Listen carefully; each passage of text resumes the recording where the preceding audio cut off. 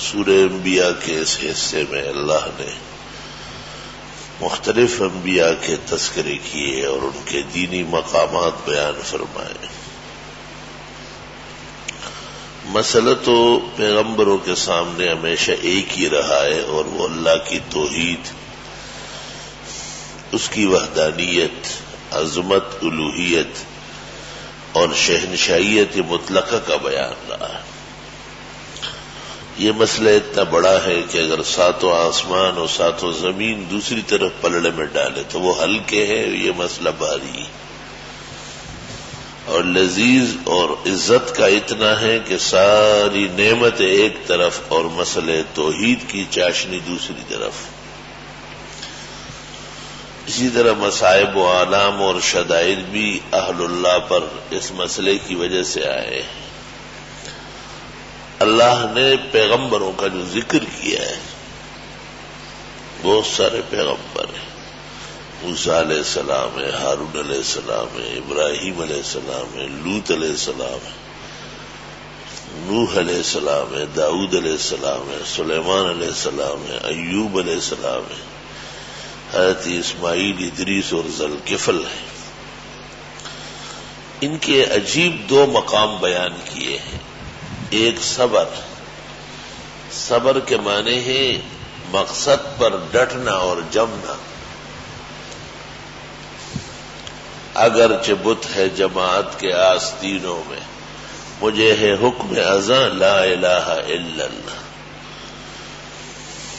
صبر جو ہم اپنی زبان میں سمجھتے ہیں وہ اس کا ایک بہت ہی کمزور اور بہت ہی چھوٹا پہلو ہے، چپ رہنا و خاموش رہنا، یہ اس کا مقصد نہیں ہے۔ انہ من الصابرین، فلاں صابر پیغمبر اپنے دینی پروگرام پر ڈٹے ہوئے تھے، اپنے مقصد حیات سے ایک خام کے لیے لچک کھانے والے نہیں تھے۔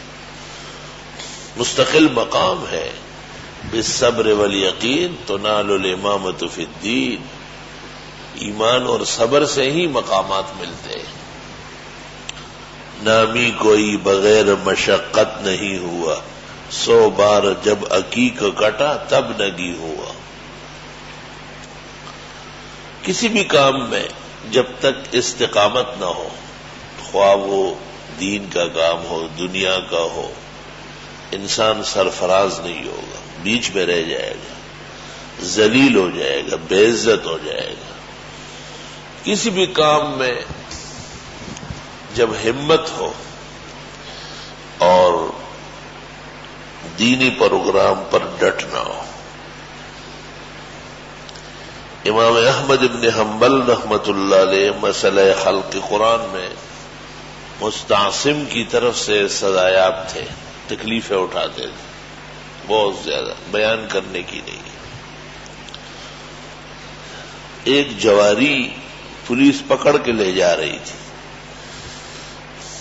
انہوں نے امام احمد ابن حنبل کو دیکھا تو آواز دی، کہا امام صاحب ڈرنا نہیں، آپ تو دین پر ہے، اللہ کے لیے پٹ رہا ہے، مجھے دیکھو، یہ پولیس والے مجھے کل چھوڑ دیں گے، پرسوں پھر جوا کھیلوں گا، ان کا باپ بھی مجھے نہیں روک سکتا ہے۔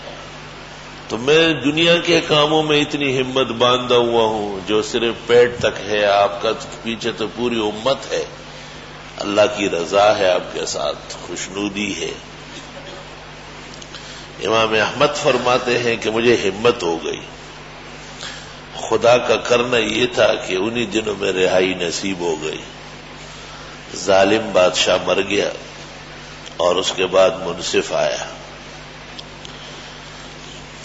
ان کا بیٹا ہے احمد بن حنبل کا صالح، وہ کہتے ہیں میرے والد جب دعا مانگتے تھے تو کہتے یا اللہ اس جو عباس کو بھی جنت نصیب فرما، خدایا اس جواری کے بھی گناہ معاف فرما۔ تو میں نے کہا ابا جان، لوگ نیک لوگوں کو دعا میں یاد کرتے ہیں، آپ اس برے آدمی کو۔ تو امام احمد نے کہا بیٹے آپ کو کیا پتا ہے، میری ٹانگیں لڑکڑا گئی تھی، ہمت جواب دے رہی تھی، اس نے مجھے پولیس کی ہتھکڑیوں میں آواز دی کہ حضرت آپ تو دین پر ہیں، دینی تکالیف تو رضا الہی کے لیے، خبردار کے پیچھے ہٹ۔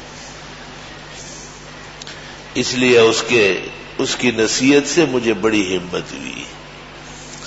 لا الہ الا اللہ، اللہ اکبر. انبیاء اور مرسلین کے مقامات میں دو مقام عجیب ہیں. ایک الصبر، خیر کے کام میں، دینی کام میں ڈٹا رہنا، پائے استقامت میں تزلزل نہ لانا. اب دیکھو قرآن کریم باتوں کی کتاب نہیں، حقائق کی کتاب ہے. دو صفتوں کو واضح کیا، صابرین اور صالحین، بتانے کے لیے کہ استقامت ہو تو نیکی کے کام پہ ہو، استقامت ہو تو بھلے پر ہو. اس لیے قرآن تمام مضامین سے علیحدہ ہے. ہر مضمون میں نقص ہوگا، کچھ چیزیں رہ جائے گی، لیکن قرآن ایسا گھیر لے گا کہ تمام برائیوں کو کاٹ کے رکھ دے گا، تمام حسنات اور نیکیوں کو شامل کر دے گا. دو مقامات خوب ہیں. ایک تو انبیاء صالح تھے، نیک تھے، اللہ تعالیٰ کی رضا و خوشنودی کے کاموں پہ لگے ہوئے تھے. دوسرے کہ ڈٹنے والے تھے، بیماریوں سے، سلطنت سے، دشمنوں سے، برے حالات سے، ناکارہ فضا و ماحولیات سے ایک قدم پیچھے ہٹنے والے نہیں تھے.